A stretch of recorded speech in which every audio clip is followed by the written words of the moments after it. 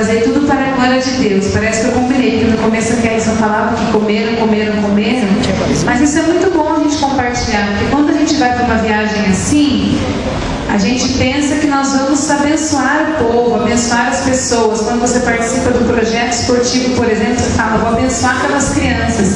Mas quem sai abençoado somos nós, né? Então todo mundo que se dedica, que doa o seu tempo, suas férias, ou doa um dia, o que for, vai sempre sair mais abençoada do que foi. É isso que nós vamos cantar. No serviço do meu rei eu sou feliz, satisfeito e abençoado, proclamando do meu rei a salvação. Quando eu sou feliz no serviço do meu rei, obediente e corajoso, na alegria ou na tristeza eu sei sorrir. Também jubiloso e consagrado, ao seu lado desafio a todo mal.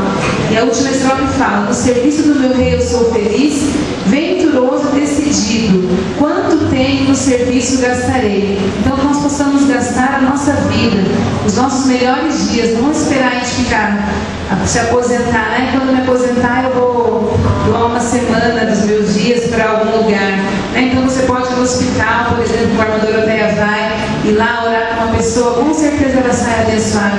Visitar um orfanato e atravessar os mares, ou então mesmo nos países vizinhos, que nós possamos estar dando a nossa vida no serviço do nosso rei. Então vamos cantar esse hino e vamos trazer os nossos dízimos e ofertas.